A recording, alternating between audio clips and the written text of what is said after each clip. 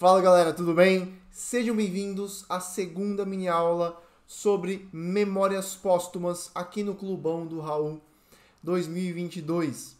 Deixa eu ver aqui se está realmente gravando. Está, tá bom. Bem, eu entro muito feliz para lhes dar esta mini aula, esta segunda mini aula, porque o feedback que eu recebi sobre a primeira, cara, foi muito positivo, né? Então vocês gostaram muito. Mais importante ainda é que foi útil para vocês, né? Ajudou vocês a continuarem o livro, porque eu fico ali só bisoiando o grupo, né?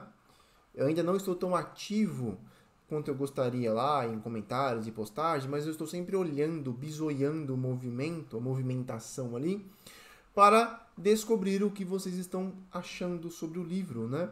E quando eu vejo algum problema, alguma dificuldade, ou mesmo elogios, eu já, opa, isso aqui pode ser um material para uma mini aula, isso aqui pode ser um material para que eu possa ajudar as pessoas com esse problema. E eu percebi que tinha uma galera com um probleminha nos primeiros 9 capítulos, né? Porque é um choque, especialmente se você nunca leu, cara, nenhum clássico. Especialmente se você só leu livros modernos. Especialmente se você só leu livros modernos que sejam best-sellers. Especialmente se você só leu livros modernos que sejam best-sellers e traduzidos. Porque não é a mesma coisa você ler um livro escrito originalmente em português e você ler uma tradução. A tradução sempre vai ser mais pobre do que o livro escrito originalmente em português, né? E eu sei que esse é o caso de muitos de vocês. Vocês entraram aqui, vocês não são leitores de clássicos. Muitos entraram justamente para que começassem a ler os clássicos. Então, como eu percebi esse problema, eu falei, cara, eu vou criar uma mini aula explicando esses primeiros 9 capítulos.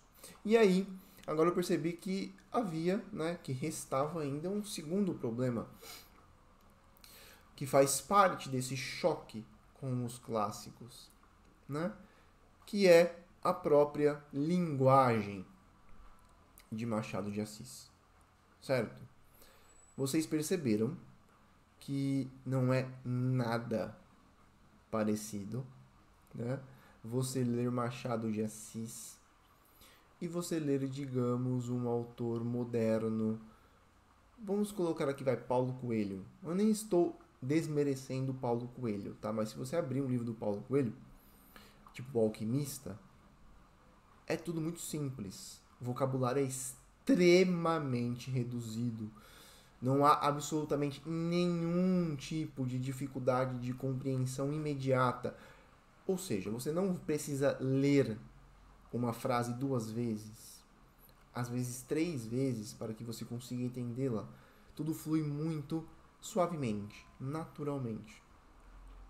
E aí, quando você abre Machado de Assis, você logo percebe que as coisas não são bem assim. Que ali existe uma linguagem muito diferente. E para muitas pessoas, existe a percepção imediata de que aquela linguagem diferente, de algum modo, é superior à linguagem comum. Ela de algum modo é melhor. Ela de algum modo está em um patamar acima da linguagem corrente, da linguagem do dia a dia, da linguagem, digamos, moderna. Essa última crença, ela está errada. Mas vamos, né, depois eu explico isso melhor. De fato, a linguagem de Machado de Assis, ela é superior, né? Olha que coisa absurda, Raul, como você é um retrógrado, um reacionário, né? Você é quase um fascista, Raul. Você está dizendo que Machado de Assis é melhor do que outros escritores. Pior, você está dizendo que a linguagem de Machado de Assis ela é mais rica do que a linguagem das pessoas de hoje em dia. Pior, você está dizendo que existem linguagens superiores a outras. Que a língua culta, né, ela é superior à língua informal das pessoas pobres. E aí, né, pronto, você começa a criar um monte de problema, de treta, de problematizações, etc, etc, etc. Não quero entrar nisso aqui agora, tá? Eu quero dizer para você confiar em mim. Se você é meu aluno, se você está aqui no clube, eu espero que você confie um pouco no que eu digo, né? E eu lhes afirmo com certeza absoluta, a linguagem de Machado de Assis é superior mesmo a 95% de tudo que você vai encontrar em qualquer mídia, certo? Seja ela escrita, seja ela falada, seja ela, né, televisionada, seja ela transmitida por meio das redes sociais, é uma linguagem superior. E ponto final. Beleza? O que não quer dizer que Machado não tem alguns problemas. Ele tem alguns problemas. Certo? Então, vamos tentar aqui tornar esta aula o mais didática possível. Primeiro, eu quero te dizer que a linguagem de Machado de Assis é superior. Eu vou voltar a isso no final da aula, certo? Eu quero que você mantenha isso na sua cabeça. Se você teve dificuldades com o livro, se você ficou perdido, ou perdida, né? Se você, cara, não consegue, assim, desfazer aquela selva de vocabulário, se você não consegue penetrar o negócio, eu só não quero que você tenha um pensamento. O pensamento que eu não quero que você tenha é que, isso aqui poderia ter sido dito de modo mais simples. Ele só está sendo prolixo. Ele só está usando palavras difíceis para parecer bonito diante dos outros. Eu não quero que você tenha só este único pensamento. É normal que haja dificuldades, é normal que você se sinta perdido, é normal que você não pegue, às vezes, quase nada do livro, se você for um leitor muito iniciante. Tudo isso é normal, tá? Você não é um ET, você não é um alienígena, você não é especialmente burro, você não é um jumento, você só não está acostumado. É normal. O que não é normal é que você se julgue superior ao Machado. É que você julgue que a sua linguagem, que a minha linguagem, que a linguagem de hoje em dia, que é a linguagem com a qual você sempre tem contato, das músicas pop, da galera do Instagram, da galera da televisão, é que você, assim, o que não é natural é que você acha que essa linguagem é superior à de Machado. Não é. Não é. Tá? Confie em mim por enquanto. No final da aula eu espero demonstrar isso com um pouquinho mais de clareza, tá? Digamos, provar. Agora mantenha isso aqui em mente. Mantendo isso em mente, eu quero dizer para vocês que, de fato, Machado de Assis tem alguns probleminhas, tá? Ele foi o nosso maior escritor, ele foi um gênio assombroso, mas ele tinha algumas manias que podem atrapalhar um pouco a leitura. A primeira mania de Machado, que já foi exaustivamente apontada e criticada e censurada por críticos, né? É que Machado tinha a mania de inserir muitas digressões no meio de seus livros. O que são digressões? É tipo aquele capítulo sobre o nariz. Tá? Digressões são desvios da conversa. O cara está contando a história, né? E aí, o autor, claramente, teve alguma ideia que lhe pareceu boa, que lhe pareceu engraçada, que lhe pareceu sutil, alguma frase que lhe pareceu especialmente boa. Ele corta a história, a narração da história, abre um capítulo novo, que às vezes é não mais do que um parágrafo, e faz uma digressão.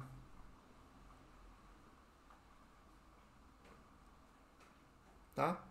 Ele desenvolve uma ideia, ele expande uma imagem, ele pega algo da narrativa e separa aquilo da narrativa para torná-lo algo próprio. E às vezes ele exagera um pouco nisso, tá? Por que eles exageram um pouco nisso? Primeiro porque ele tinha uma inventividade quase inesgotável. Ele tinha uma criatividade quase inesgotável. Então é compreensível que de vez em quando ele cedesse à tentação de enfiar uma digressão ali, só porque, cacete, ele teve uma ideia que lhe pareceu muito boa, e que geralmente é boa mesmo. Ou uma frase que foi muito gostosa de ouvir, uma ideia grandiosa, algo muito original. Porque Machado era extremamente original, né? Aí de vez em quando ele exagera um pouquinho nas digressões, tá? Se você sentiu alguma dificuldade com isso, algum problema com isso, se você ficou um pouquinho nervoso com isso, saiba que você não está sozinho, tá? Muitos críticos concordam com você, gente que leu bastante, gente que é inteligente, tá? A segunda coisa na qual Machado exagera um pouquinho, né? Com a qual ele exagera um pouquinho, são referências. Referências míticas, referências a outros autores, né? A outros livros, a eventos históricos específicos, a figuras históricas, referências no geral, referências culturais no geral. De vez em quando isso pode ser um pouquinho exagerado. Aí, tipo assim, cara, beleza, eu entendi, você é culto, você leu pra cacete. Mas será que você precisava mesmo ter enfiado uma referência tão específica aqui? Né, de modo que eu tenho que ir na Wikipedia. Imagina na época que não havia Wikipedia, né, que não havia Google, que não havia o Mestle, né? As pessoas realmente assim passavam por cima de muitas coisas sem conseguir pegá-las. É ótimo que haja referências culturais, elas enriquecem os livros. Mas, de novo, a crítica é meio que unânime em dizer que Machado de vez em quando exagerava nisso aí, tá? Machado também exagerava um pouquinho, terceiro ponto, de vez em quando, tá? Isso é mais brando. É um defeito que é muito mais brando, de verdade, tá? Mas ele existe. De vez em quando ele usava alguns arcaísmos, tá? O que é arcaísmo? É uma palavra muito antiga, tá? É uma palavra que já caiu em desuso. E que mesmo na época dele já era um arcaísmo. Por que ele tinha essa pequena mania? Porque Machado, estou caçando aqui alguns exemplos, tá? Porque Machado, ele aprendeu a escrever com os portugueses, especialmente com os mestres portugueses, com clássicos portugueses.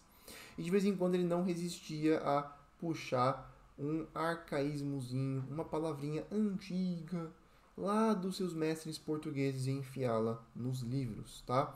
Isso, repito, é mais brando, bem mais brando. Porém, pode ser também uma pequena dificuldade na hora de você lê-lo. Então, por exemplo, tá? Temos aqui uma palavra alongado. Assim andou por alongados climas. Alongado aqui significa distante ou afastado. É um arcaísmo. Feitiço no sentido de falso ou artificial.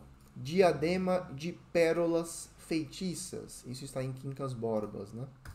Quincas Borba, desculpa. Pérolas feitiças significa que as pérolas são falsas, são falsificadas. Outra vez, um arcaísmo. Aqui já em Brás Cubas, né? Era um lindo garção, lindo e audaz. Brás Cubas falando sobre si mesmo. Era um lindo garção. Garção é tipo rapaz, né? Um rapazote vistoso, vigoroso, né? De novo, um arcaísmo, tá? Então, se você tem um pouquinho de dificuldade com digressões, com muitas referências, ou com palavras que sejam realmente diferenciadas, palavras que você realmente nunca viu na vida, que até parecem de outra língua, saiba que você não é uma pessoa especialmente jumenta, tá? Você simplesmente está sofrendo um pouquinho com falhas que Machado tinha como escritor, certo? Então nem tudo, né, são terrores, nem tudo são trevas nas suas dificuldades. Às vezes nem todas as dificuldades partem de você. às vezes partem do próprio autor. Por isso que eu quis, né, mostrar aqui alguns pequenos defeitos do estilo de Machado de Assis para que você não se sinta mal demais. Nossa, todos os problemas de leitura partem de mim. Não, bicho, não partem, tá? Às vezes partem do próprio escritor. Beleza? Ótimo. Sabendo disso, eu quero que a gente volte agora ao começo da aula, em que eu falei que a linguagem de Machado de Assis era superior. Tá? Por que a linguagem de Machado de Assis é superior? Uma das definições que eu gosto da literatura, inclusive eu acho que foi eu mesmo que dei, talvez seja por isso que eu gosto dela, é que a literatura é uma forma memorável de dizer as coisas. Se você pegar o capítulo, por exemplo, em que Brás Cubas, apresenta Marcela, que é uma prostituta, que basicamente o engana, né? Engambela, o idiota, para que ele dê um monte de dinheiro e joias para ela, transformando o cara quase num cracudo, né? Quase num viciado em crack que rouba as coisas de casa. Você percebe que aquilo não tem nada de muito... A história, a trama, os fatos em si não tem nada de muito fantástico, né? É algo banal, corriqueiro. É algo que não é especialmente elevado, grandioso. Mas existe uma diferença. A forma com que Machado conta aquela história. A forma com que Machado conta aquela história é memorável. E o que quer dizer memorável? Quer dizer aquilo que fica na memória. Memorável é algo que fica na sua memória. É algo de que você se lembra. E por que isso é relevante? Isso é relevante por um fato muito simples. Ou nem tão simples assim, na verdade. Existe um sujeito chamado Eugene Rosenstock Huessy. É um nome estranho mesmo. Esse sujeito foi um filósofo da linguagem. Sim, isso existe, né? Então, era um sujeito que estudava filosoficamente o fenômeno da linguagem. Ele queria saber que diabos era isso, para que servia, qual era a sua natureza, de onde tinha surgido. E ele escreveu um livro chamado A Origem da Linguagem. Nesse livro, o Rosenstock, ele apresenta uma teoria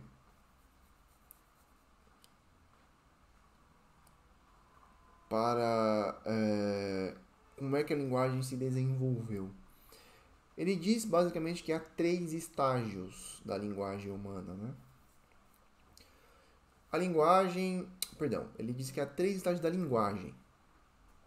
O primeiro estágio seria a linguagem pré-formal. A linguagem informal. Não, desculpa.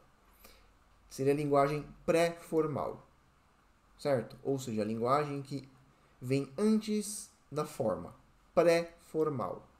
A linguagem pré-formal é a linguagem dos bichos. Certo? A linguagem dos bichos e linguagens rudimentares do homem. Então, por exemplo, urros, gritos, gemidos, rugidos, barulhos diversos, que não são articulados. Certo? Não são uma linguagem articulada. O que é uma linguagem articulada? É uma linguagem em que nós atribuímos a alguns sons sentido. E nós combinamos esses sons em milhões de combinações diferentes para que possamos ter uma língua como o português. Né? Então, por exemplo, eu pego lá 2 sons. Fo, me. 2 fonemas. Fo, me. Sozinhos, eles não dizem muita coisa, né? Se você os junta em uma certa ordem, por exemplo, mefo não quer dizer nada. São os dois sons. Se você inverte a ordem e fala fome, pronto, fez-se a mágica. Essa é a linguagem articulada.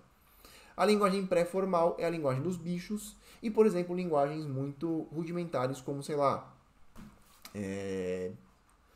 cara, sinais de fumaça, tá ligado? Dos índios, assim, a gente vai lá, né, pega, pega lá, faz uma fogueira, joga em cima da fogueira uns panos para que, por meio da fumaça, alguém distante possa ter alguma mensagem muito simples, tipo fuja, tipo venha, tipo, sei lá, chuva, mas são coisas muito rudimentares e não são, de novo, linguagem articulada. É um sinal, bicho. É um fumaça, porra. Rosenstock diz que a linguagem não foi se desenvolvendo naturalmente, não, tá? Tipo assim, então fomos na linguagem pré-formal e a linguagem foi se desenvolvendo ao longo do tempo até chegar na linguagem humana articulada. Não, ele diz que é um salto. Existe a linguagem pré-formal e depois existe um salto divino, um salto inexplicável, e caímos de bandeja na linguagem formal. O que é a linguagem formal, Raul? É a linguagem propriamente humana. É a linguagem que ele chama de nominal, a linguagem que dá nome às coisas. É a linguagem que está mais de acordo com a realidade.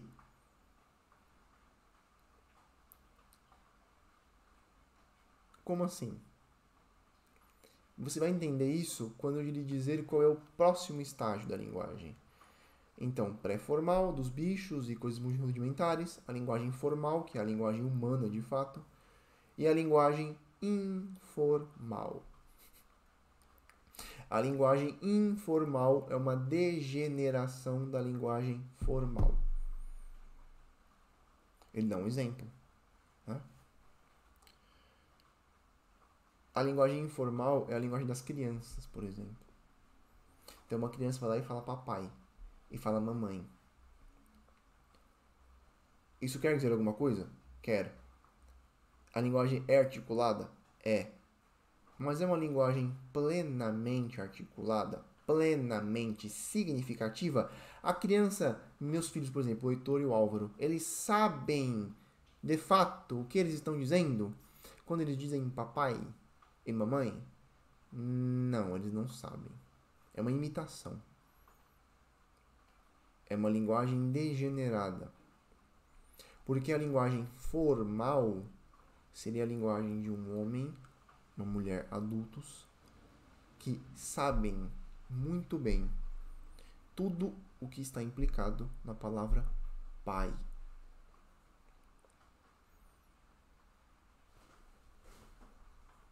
Seu pai é quem deu a sua vida. Sua mãe é quem lhe deu a sua vida. Se não fosse, né, a consumação de um ato de amor entre ambos, você não existiria. Você simplesmente não existiria, tá? Então, seus dramas, seus sonhos, suas neuras, suas invejas, seus pequenos heroísmos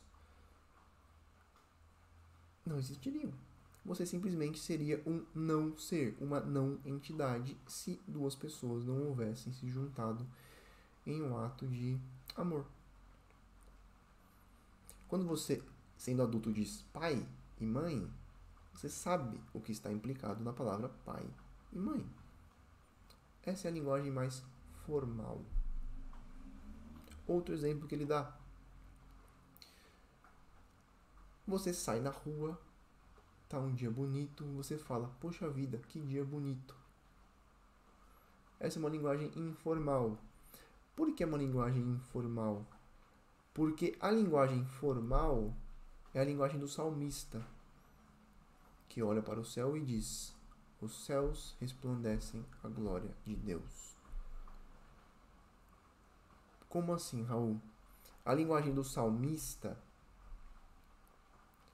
é uma linguagem que chega mais perto da grandeza real do céu. Raul, não sou religioso. Não importa. Presta atenção. O céu tem uma grandeza. Se você olha para o céu e não sente nada, quer dizer que você está com a sensibilidade torta. E quase todo mundo olha para o céu e não sente nada. O que quer dizer que quase todos nós estamos com a sensibilidade apagada. Estamos pensando em coisas menores.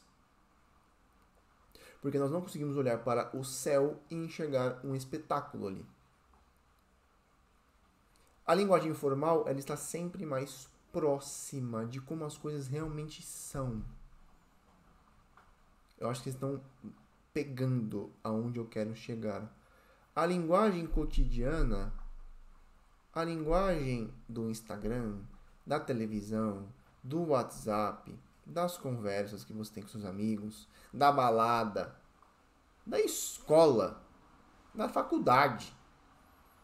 Em 99% dos casos é uma linguagem informal, porque ela não está próxima da grandeza, da estranheza, do terror, da maravilha que é a vida humana, que são as experiências humanas. Morte, saudade, amor, afeto, loucura. Você sair de casa e ver acima da cabeça, estendida como uma cortina gigantesca por algum deus, um mar grudado no teto, azul. E você dizer, nossa, que dia bonito. Você percebeu que as duas coisas não se encaixam? A linguagem não está no mesmo nível da experiência? A linguagem fica aqui embaixo e a experiência fica aqui em cima. Vocês entendem isso? Vocês percebem isso?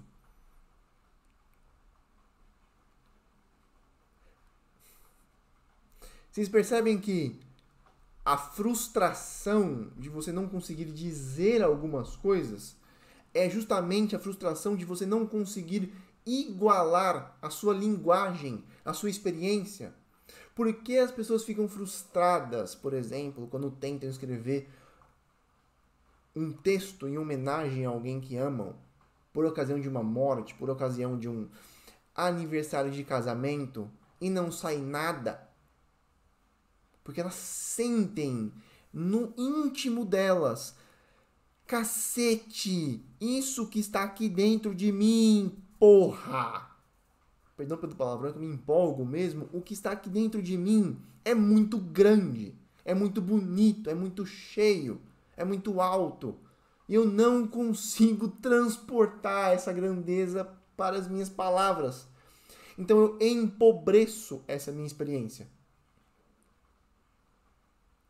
Pois bem, a linguagem cotidiana é uma linguagem que empobrece todas as experiências humanas. Sempre. Essa é a linguagem informal.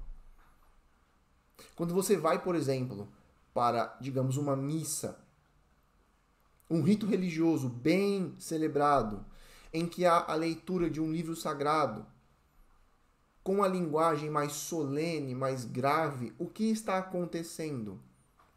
O rito religioso é uma tentativa de te tirar desse nível baixo e te jogar de novo em contato com um nível mais alto. Quando você vai para um tribunal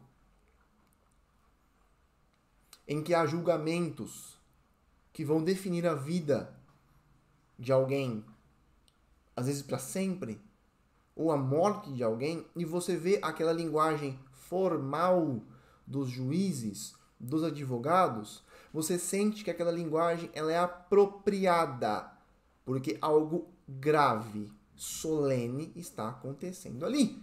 Ninguém vai chegar na porra de um tribunal de bermuda, né, florida e havaianas. Assim como ninguém vai chegar num funeral de shortinho. Espero que não, né? Nós usamos preto. Nós ficamos em silêncio, porque nós sentimos que algo de grandioso está acontecendo ali. Só que presta atenção aqui. A vida não é só grandiosa, estranha, esquisita, maravilhosa nesses momentos de ritos. Diariamente a vida é assim. Diariamente você está tomando decisões que vão mudar a sua vida. Diariamente você está lidando com a pessoa que você escolheu para passar o resto da vida com ela. Diariamente você está tentando educar os seus filhos para que eles se tornem pessoas boas. Esses são dramas e experiências extremamente significativas. Só que a linguagem cotidiana banaliza isso. Banaliza, banaliza, banaliza, cada vez mais.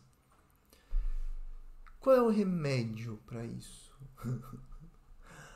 O remédio para isso é alguém que diga as coisas de modo memorável. O remédio para isso são os poetas e os escritores. Chegamos onde eu queria chegar. É normal que você sinta estranheza diante de Machado, não só porque ele tem um vocabulário mais rico que o seu, não só porque ele tem aqueles defeitos. É normal que você sinta essa estranheza porque você não está acostumado com uma linguagem que tenta se elevar ao nível das experiências humanas. No final das contas, você não está acostumado com a linguagem humana de verdade.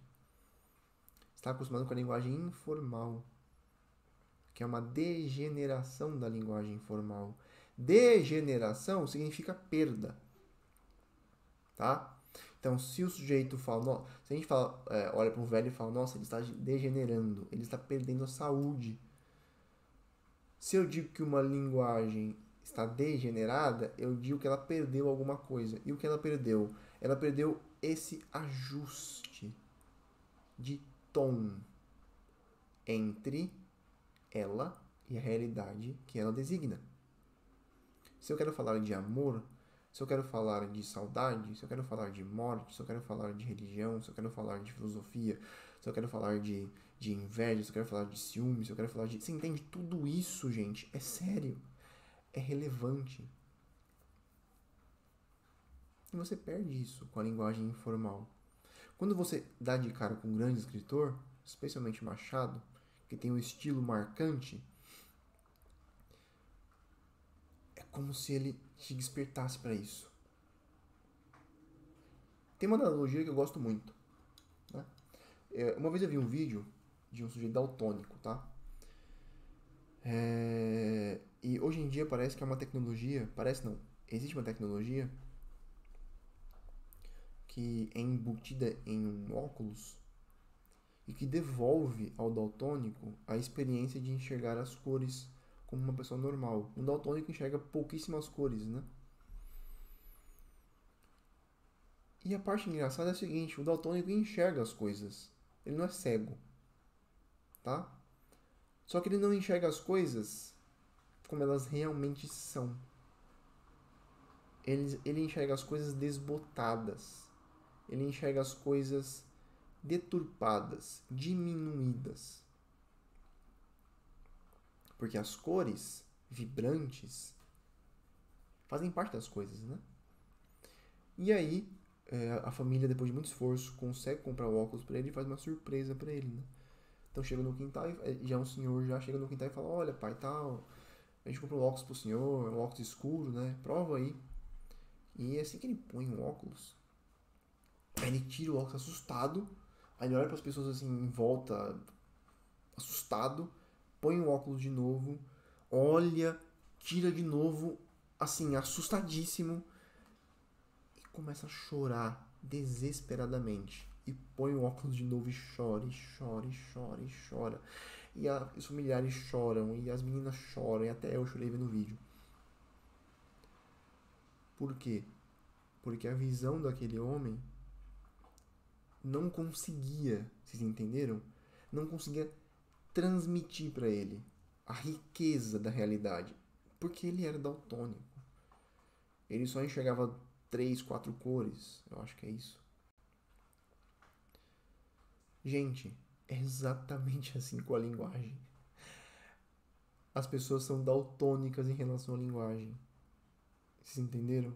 Elas têm 2 ou 3 recursos de linguagem. Elas não conhecem sinônimos. Elas nunca viram alguém dizer algo de modo memorável para que a grandeza da experiência seja pelo menos aproximada pela grandeza da linguagem. Então, os olhos, a percepção delas é daltônica, é reduzida, é diminuída. Então, quando você chega num capítulo, por exemplo,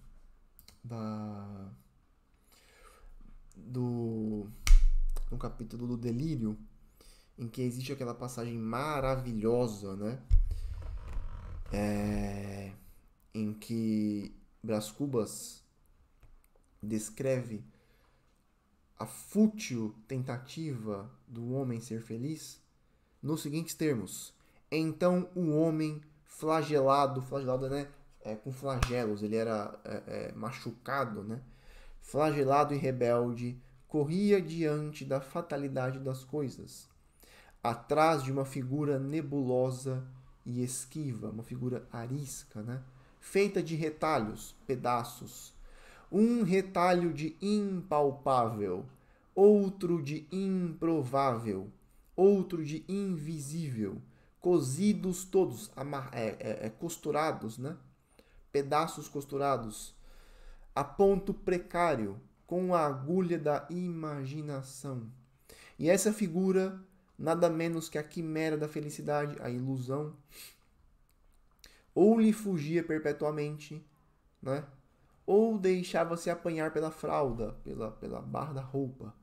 E o homem a cingia ao peito, e então ela ria como um escárnio e sumia-se como uma ilusão. Então a imagem aqui é a seguinte: o homem rebelde, machucado, flagelado, né? Ele persegue uma figura nebulosa, esquiva, que é a felicidade. E essa figura ela é feita de pedaços, pedaços de impalpável, pedaços de improvável, pedaços de invisível, que é a nossa imaginação que costura juntos, porque na realidade essas coisas estão separadas. Então a gente costura uma coisa na imaginação e corre atrás dela. E essa camisa, né, ela meio que corre da gente. Ou corre da gente, ou deixa-se pegar só para que a coloquemos no peito, a sintamos por algum tempinho e depois ela suma, rindo nossa cara. Essa é uma forma memorável de dizer uma coisa na qual não pensamos muito. Porque o mundo aqui de agora, o mundo, digamos, prático, o mundo real, é o mundo das contas a pagar, é o mundo do filho chorando, né? Porque quer comer, é o mundo dos deveres com a sua faculdade, é o mundo da chatice do seu chefe, é o mundo, sei lá, do carro que você quer comprar para impressionar o vizinho. Só que existe uma coisa chamada felicidade. É algo muito grande, é algo difícil de definir e é algo em que não pensamos diretamente. Até que vem um desgraçado como Machado de Assis e escreve isso de forma memorável e você nunca mais vai se esquecer de que acima de tudo o que é prático existe algo chamado felicidade, existe uma busca da felicidade e que isso de algum modo acima do mundão aqui de embaixo, do mundão prático aqui. Esse é um exemplo que eu dei, existem milhares de outros, tá? No próprio Machado. Só quis te mostrar na prática por que você pode sentir dificuldades com o Machado. O choque pode vir de alguma falha sua, obviamente, porque você não tem familiaridade com a sua própria língua, porque esse vocabulário é reduzido, porque você tem pouca cultura, sim. Também pode ser porque o próprio Machado tenha falhas, mas também pode ser porque você não está acostumado com a linguagem formal. Você não está acostumado a usar uma linguagem que seja adequada, que se ajuste, que tente se elevar à altura da experiência humana.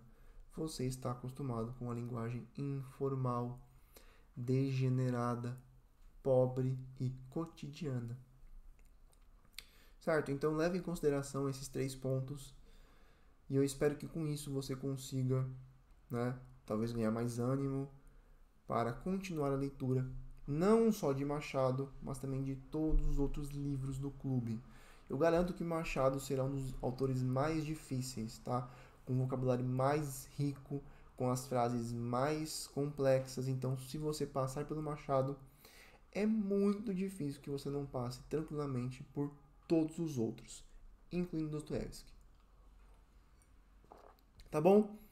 Então é isso. Espero que a mini aula tenha sido útil, não tão mini assim, né? E nos vemos na semana que vem, salvo engano, com mais uma mini aula.